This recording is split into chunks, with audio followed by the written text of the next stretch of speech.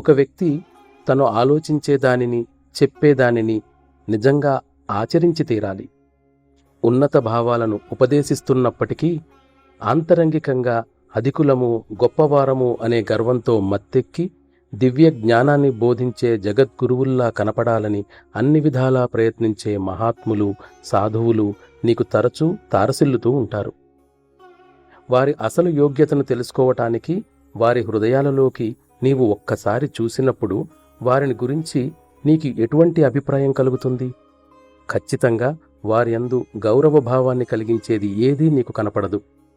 హిందీ పదం మాన్ అంటే స్వాతిశయం తిరగబడినప్పుడు నామ్ అంటే నామము అవుతుంది. దానితో వారి భౌతిక రూపం తక్షణమే దృష్టికి వస్తుంది. ఆ విధంగా వారు భౌతిక రూపానికే బద్ధులై ఉండి తద్వారా మరిన్ని వ్యామోహాలను, బంధాలను తమకు తామే సృష్టించుకుంటున్నారు.